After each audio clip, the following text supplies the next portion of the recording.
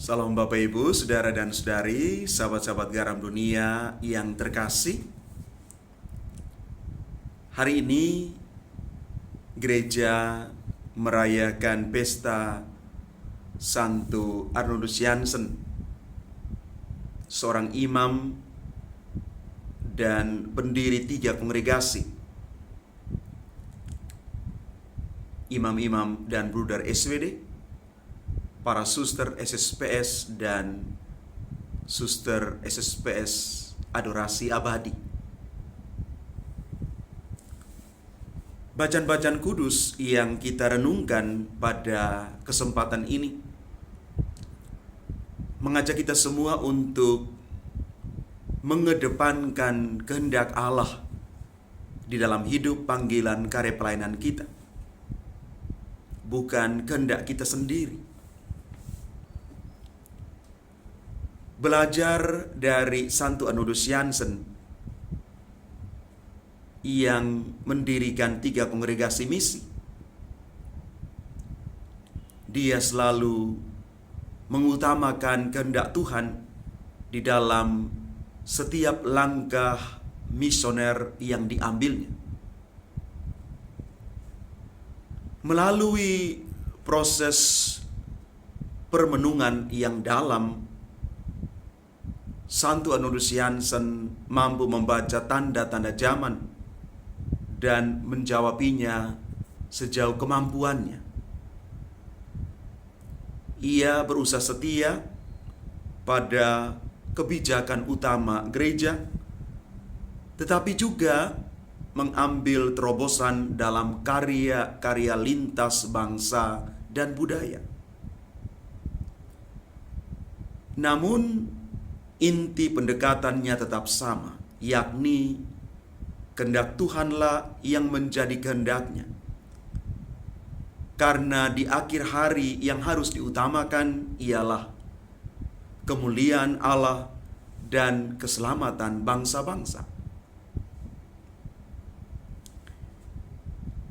Di dalam mewujudkan impian membangun kerajaan Allah, satu unsur yang sangat diperlukan ialah pertobatan dari dosa, kelemahan,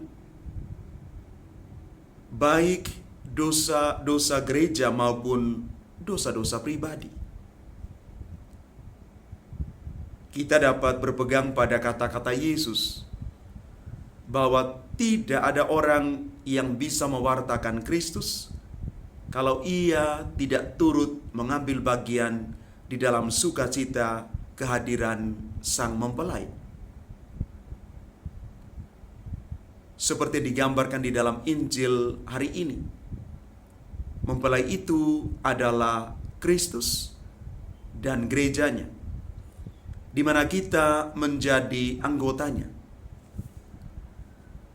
Kita tak dapat mengambil jarak darinya, lalu menilai semuanya menurut sudut pandang kita. Pertobatan kita perlukan agar kita dapat menempatkan anggur dalam kantong yang tepat. Karena jika anggur yang baru disimpan di dalam kantong yang lama, baik kantong maupun anggur itu akan terbuang. Seorang pewarta harus bisa melupakan dirinya dan mengutamakan Kristus, sehingga nama Kristus Sang Mempelai itulah yang dimuliakan. Bapak, Ibu, Saudara dan Saudari, umat Tuhan yang terkasih, Raja Saul ditolak oleh Allah karena ia mengingkari kehendak Tuhan dan memilih untuk menuruti keinginannya sendiri. Pola hidup dari orang-orang Farisi ditolak Yesus karena penuh dengan kepalsuan dan menyesatkan. Murid-murid Yohanes Pembaptis dikoreksi oleh Yesus karena mereka mencoba membenarkan tindakannya yang tidak sesuai dengan pesan pembaharuan Yesus. Maka kalau kita merenungkan pesta Santo Anunciansen hari ini dan seluruh bacaan kudus, kita pun belajar untuk dikoreksi oleh Yesus.